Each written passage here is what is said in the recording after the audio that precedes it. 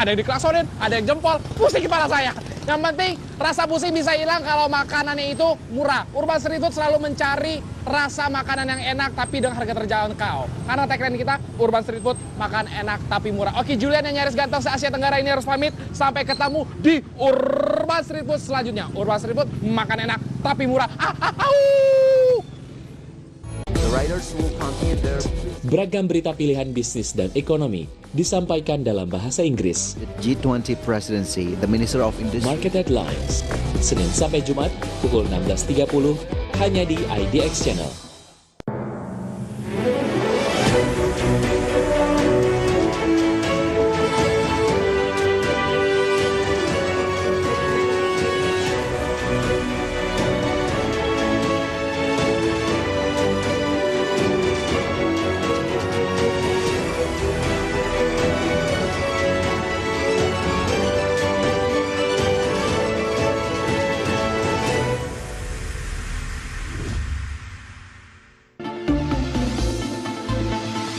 World Health Organization appoints Indonesia to build a hub for the production of mRNA-based COVID-19 vaccines. Indonesia urged Russia and Ukraine to de-escalate and return to negotiating table.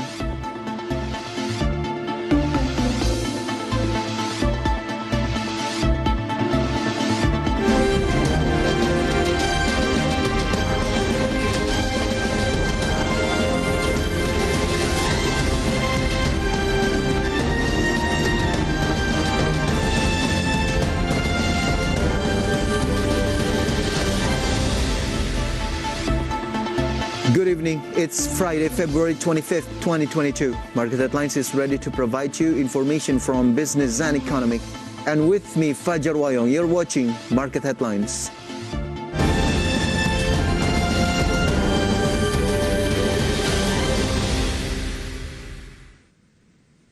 The World Health Organization appoints Indonesia to build a hub for the production of messenger RNA-based COVID-19 vaccines in the Southeast Asia region.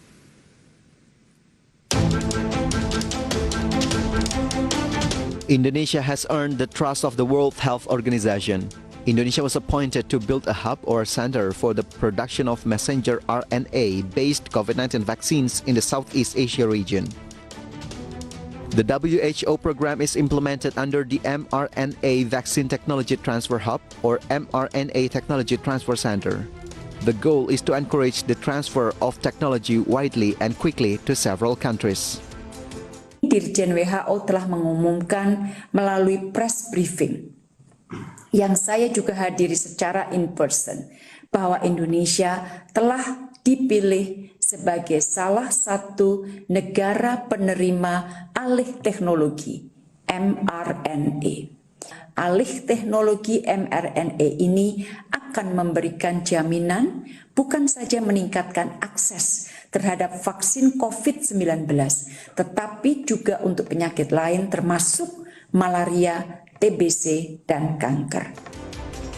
WHO say this program will increase vaccine production, especially in middle and low-income countries. Not only that, the mRNA technology transfer program also provides guarantees not only for the COVID-19 vaccine, but also for other diseases. IDX Channel reports.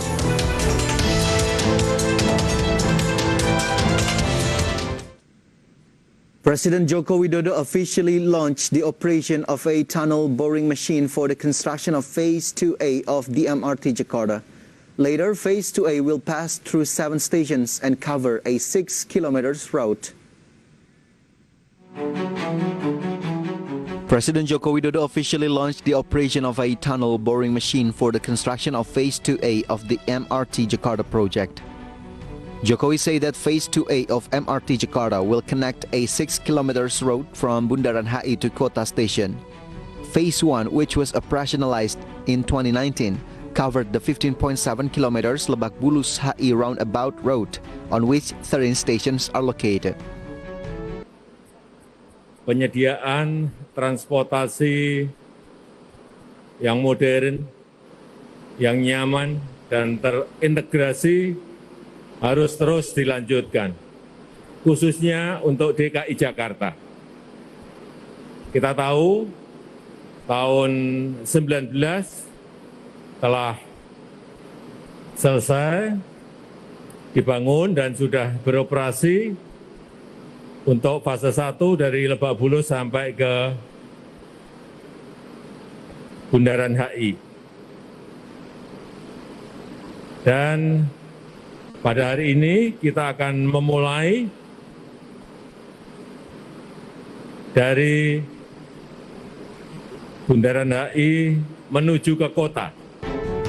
Phase 2A of MRT Jakarta will pass through 7 stations and cover a 6 kilometers road, he added. The 7 stations are Tamrin, Monas, Harmony, Sawah Besar, Mangga Besar, Glodok, and Kota. IDX Channel reports.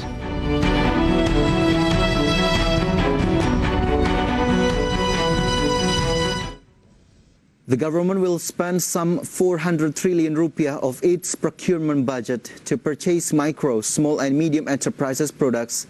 The program aims to encourage the use of MSMEs products in government procurement.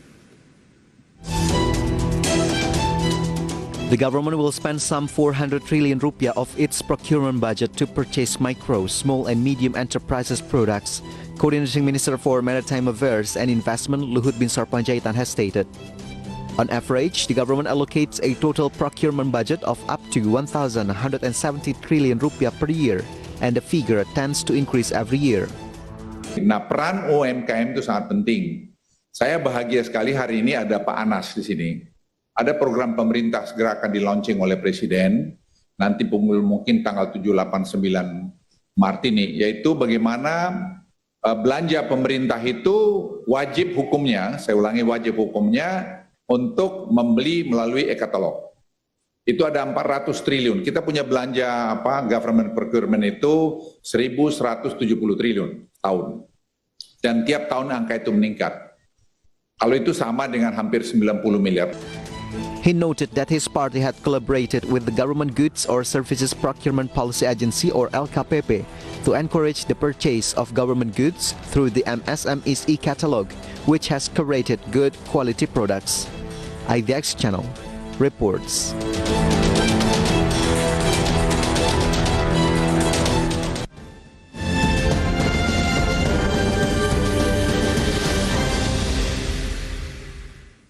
And we're moving on to global update. In a speech at the White House, Joe Biden told the nation that Putin chose this war and Russia will bear the consequences. Meanwhile, head of NATO says peace in Europe has been shattered by Russia's invasion of Ukraine. More stories on today's International Minute.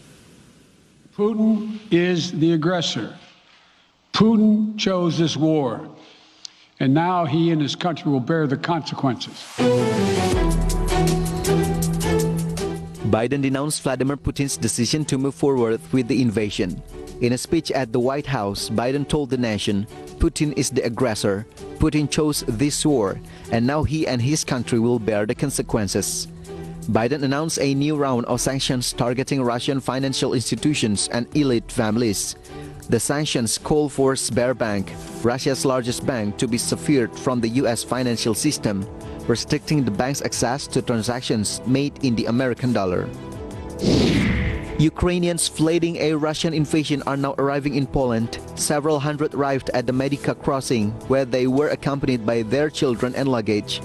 Officials from the European Union bordering Ukraine, including Romania and Slovakia, say that there is no significant influx of refugees at present.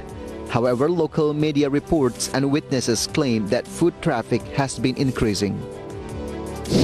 Peace in Europe has been shattered by Russia's invasion of Ukraine, and a war is unfolding on a scale and of a type we thought belonged to history, the head of NATO has said.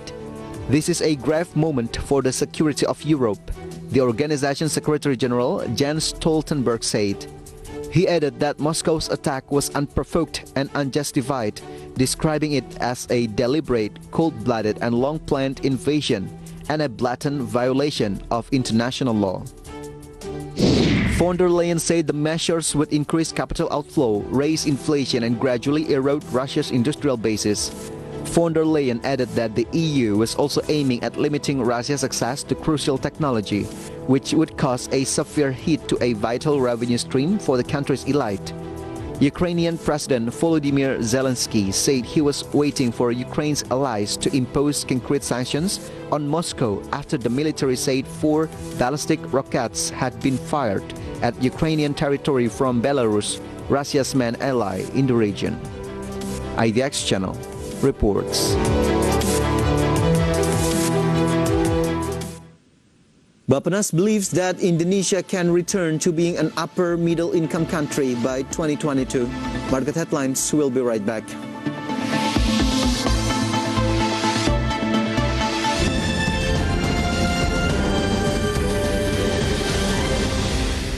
Ingin menjalani kehidupan yang mapan dan masa depan yang sejahtera? Sikapi uang dengan bijak. Mulailah berinvestasi di pasar modal. Dengan membeli saham melalui Bursa Efek maupun perusahaan sekuritas, Anda dapat menikmati hasil keuntungan dari perusahaan-perusahaan besar yang tersedia. Pastikan Anda berinvestasi di perusahaan yang memiliki izin resmi. Cerdas mengelola, masa depan sejahtera.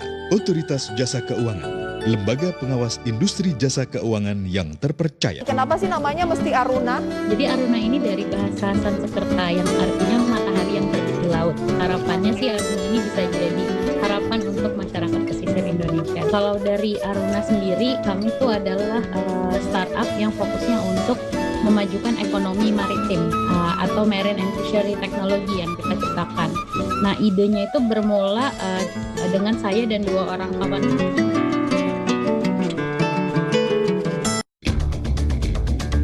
Kumpulan berita ekonomi dan bisnis dari dalam negeri. Senin sampai Jumat pukul 14.30 hanya di IDX Channel. Kewaspadaan terhadap penyebaran Omikron harus terus diperketat.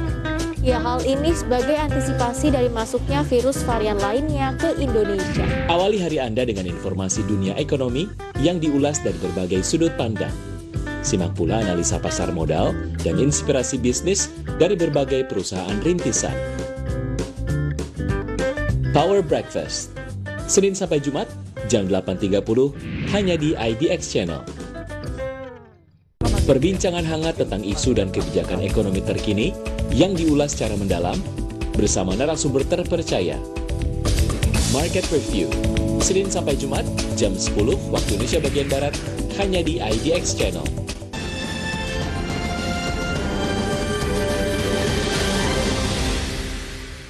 You're watching Market Headlines. The Indonesian government has called upon Russia and Ukraine to prevent further escalations of hostilities and return to the negotiating table, according to Teguh Faizasha, spokesman of the Indonesian Foreign Ministry. Indonesia called upon Russia and Ukraine to prevent escalations and resolve the conflict at the negotiating table, he said. Indonesia will not stop offering assurances that peace is the best option. The second point is that Indonesia stressed the importance of abiding by international law and the UN Charter to ensure the regional territorial integrity of a country and condemned any action that clearly violates a country's regional territory and sovereignty.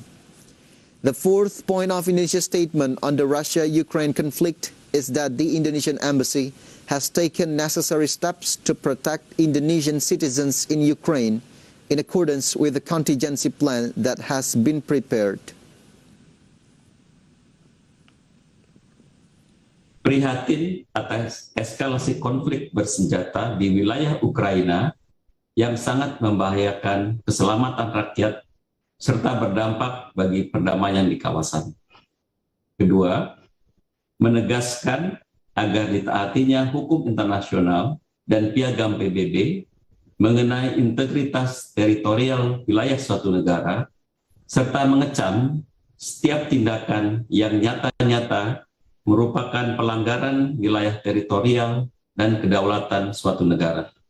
3, menegaskan kembali agar semua pihak tetap mengedepankan perundingan dan diplomasi untuk menghentikan konflik dan mengutamakan penyelesaian damai. The National Development Planning Agency, or Bappenas, believes that Indonesia can return to being an upper middle income country by 2022. In other words, Indonesia's managed to get out of the pandemic crisis in just 2 years. The National Development Planning Agency, or Bappenas, believes that Indonesia can move out of the status of a lower middle income country within 2 years since the COVID-19 pandemic in 2020. This means that Indonesia can return to being an upper middle income country by 2022. Deputy for Economic Affairs at Bappenas, Amalia Adininggar Widyasanti, say the government projects Indonesia's economic growth to reach 5.2 to 5.5% in 2022. With the projected economic growth this year, Bappenas believes that Indonesia will return to being an upper middle income country. In other words, Indonesia managed to get out of the pandemic crisis in just 2 years. Amalia assessed that the Indonesian economy is currently stronger in dealing with shocks than during the 1998 monetary crisis. During the 1998 monetary crisis, Indonesia's status also dropped from a middle-income country to a low-income country. IDX Channel reports. The Indonesian government, through the Ministry of Health, is preparing 6 pillars of health transformation to handle the COVID-19 pandemic in Indonesia. Minister of Health Budi Gunadi Sadikin hoped that by implementing these transformations, Indonesia could have a better and stronger health system that is integrated with the world's health system. He affirmed that the Ministry of Health consistently carries out its 4 strategies to respond to COVID-19. First, the ministry continues to encourage the implementation of the 5M health protocols. The second strategy is 3T, namely testing, tracing, and treatment. The third strategy is vaccination, while the fourth is the treatment strategy. In order to expedite COVID-19 vaccinations, he said that the government intensifies communication and education to the public by cooperating with related ministries and agencies and professional organizations. Kementerian Kesehatan tengah berupaya melakukan transformasi sistem kesehatan dengan fokus pada pilar utama sebanyak 6, yaitu transformasi layanan primer, yang kedua adalah transformasi layanan rujukan, yang ketiga transformasi sistem ketahanan kesehatan, keempat transformasi sistem pembiayaan kesehatan, kelima transformasi sistem SDM kesehatan, dan keenam, transformasi sistem teknologi kesehatan. Bank Indonesia has targeted as many as 15 million merchants of micro, small and medium enterprises to start utilizing the Quick Response Code Indonesian Standard, or QRIS, in 2022. Governor of Bank Indonesia Peri Warjo has targeted as many as 15 million merchants of micro, small and medium enterprises to start utilizing the Quick Response Code Indonesian Standard, or QRIS, in 2022. Tahun lalu alhamdulillah 14 juta merchant dan sebagian besar ada UMKM sudah kita digitalisasikan, dan tahun ini kita akan tambahkan 15 juta pengguna QR Indonesian Standard, dan kami juga akan sambungkan QR Indonesian Standard dengan berbagai negara, dengan Malaysia, dengan Thailand dan juga negara lain, sehingga betul-betul UMKM tidak hanya menjadi sumber pertumbuhan ekonomi tapi juga go export, go digital, dan itu saja menjadi daya dukung Indonesia. Peri Warjo affirmed that Bank Indonesia will continue to support the expansion of MSME digitalization as an effort to empower MSMEs in Indonesia. Apart from conducting clustering, entrepreneurship, training and facilitating MSMEs access to banking, Warjo noted that the BI will also continue to encourage local MSMEs to conduct business matching with business players in export destination countries so that MSME products can be exported abroad. The governor is optimistic that ministries and agencies from the central and regional governments would continue to make efforts to improve the performance of MSMEs and encourage them to contribute to the economy. IDX Channel reports.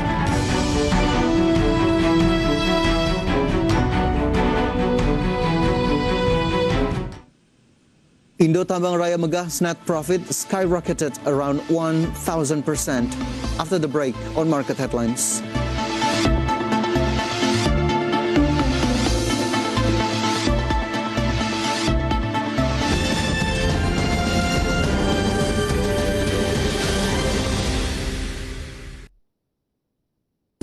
Kewaspadaan terhadap penyebaran Omikron harus terus diperketat. Ya, hal ini sebagai antisipasi dari masuknya virus varian lainnya ke Indonesia. Awali hari Anda dengan informasi dunia ekonomi yang diulas dari berbagai sudut pandang. Simak pula analisa pasar modal dan inspirasi bisnis dari berbagai perusahaan rintisan.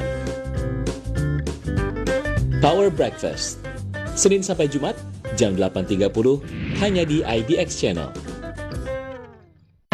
Nah, idenya itu bermula dengan saya dan 2 orang kawan kuliah. Jadi kami temenan kuliah, tapi kami bertiga ini backgroundnya sama-sama dari fishery industry. Perbincangan hangat tentang isu dan kebijakan ekonomi terkini yang diulas secara mendalam bersama narasumber terpercaya. Market Review, Senin sampai Jumat, jam 10 waktu Indonesia bagian Barat, hanya di IDX Channel.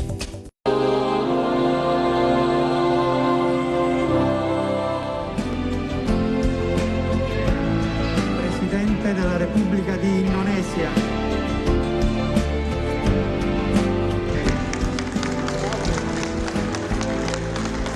Presidensi G20 di Indonesia akan mendorong upaya bersama untuk pemulihan ekonomi dunia dengan tema Recover Together, Recover Stronger. Kami akan menjamu Yang Mulia dan Bapak Ibu di hamparan pantai Bali yang indah, yang menginspirasi gagasan-gagasan inovatif untuk produktivitas G20 ke depan. Sampai bertemu di Indonesia, terima kasih.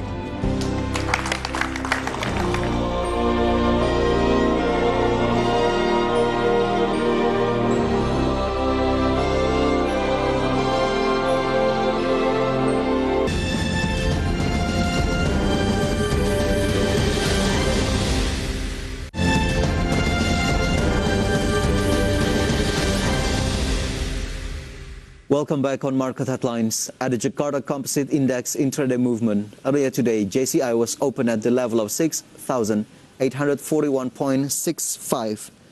And then approaching the closing time on the first session, the index was on the level of 6,880.28. And then the index was showing strengthening trend by the second session closing time. Index was closed at the level of 6,888.17. And in short, Jakarta Composite Index went up 1.03%. And next we're going to see the sectoral movement leading the dynamics of today's trading. We got transportation and logistics as the leader of strengthening trend. That went up 3.61%.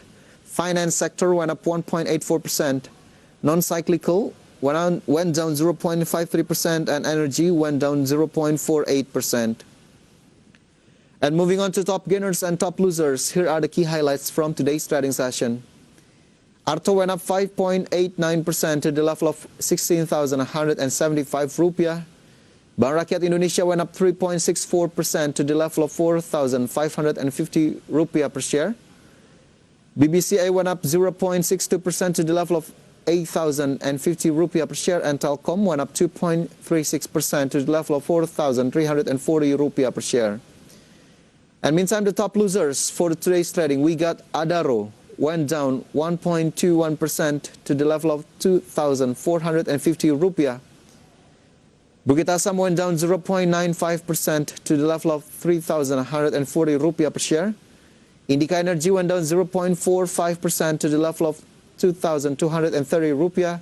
And Unilever Indonesia went down 0.27% to the level of 3,680 rupiah per share. And next, we're going to see the intraday movement of rupiah towards US dollar.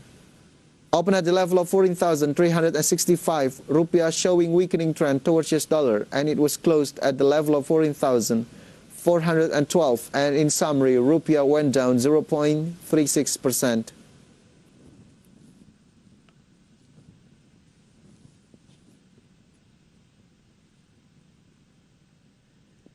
Indo Tambang Raya Indo Tambang Raya Megah managed to record a net profit of $475.57 million in 2021. The net profit skyrocketed around 1,000% year-on-year. The high price of coal is a blessing for coal companies, including Indo Tambang Raya Megah. Over the past year, the company managed to record a net profit that skyrocketed to 1,105% year-on-year. The company posted a net profit of $475.57 million in 2021, rocketing 1,105% compared to only $39.47 million in 2020. The profit in 2021 is equivalent to around 6.8 trillion rupiah. As a result, basic earnings per share also rose to $0.43 in 2021 from previously $0.04 in 2020. Over the past year, net income was recorded at $2.08 billion, a significant growth of up to 75.2% compared to $1.18 billion in 2020. Cost of revenue reached $1.16 billion, up 17.6% compared to $986.19 million in the previous year. IDX Channel reports.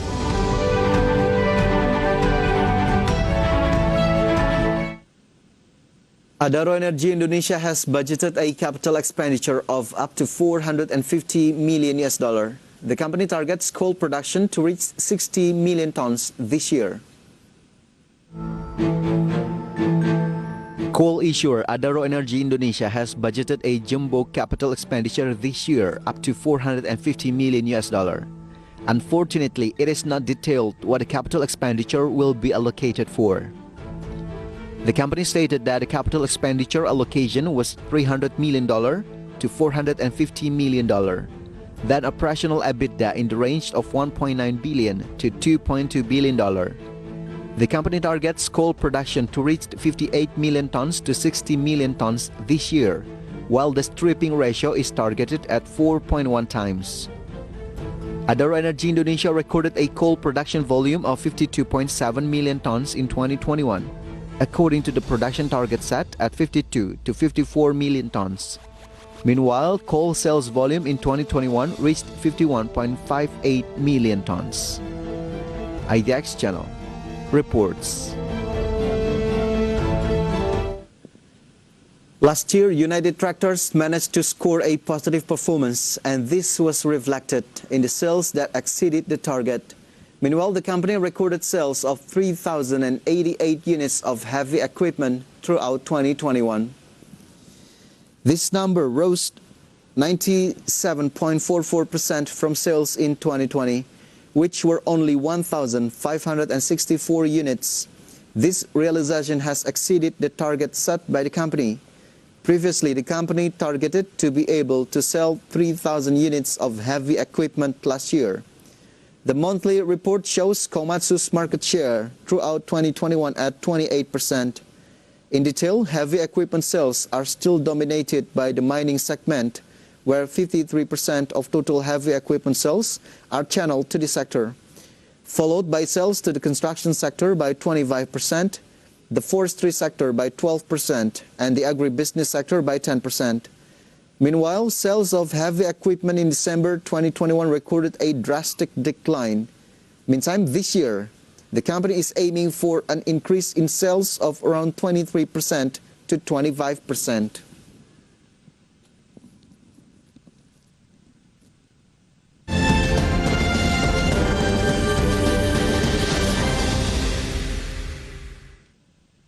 And the news closes our market headlines today. Please enjoy our next program on IDX Channel, your trustworthy economic, business, and capital market channel. I'm Fajar Wayong. Have a nice evening. Happy weekend.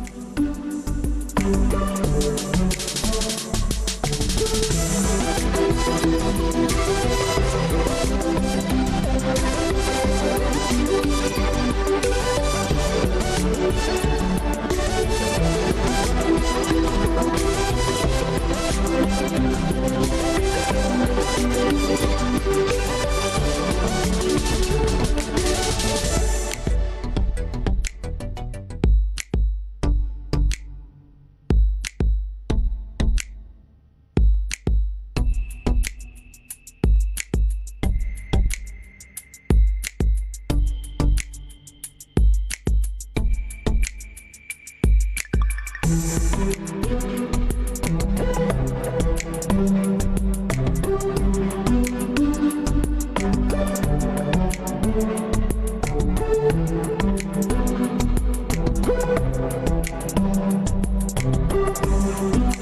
sih namanya mesti Aruna? Jadi Aruna ini dari bahasa Sanskerta yang artinya matahari yang terbit di laut. Harapannya sih Aruna ini bisa jadi harapan untuk masyarakat pesisir Indonesia. Kalau dari Aruna sendiri, kami itu adalah startup yang fokusnya untuk memajukan ekonomi maritim atau marine and fishery technology yang kita ciptakan. Nah, idenya itu bermula dengan saya dan 2 orang kawan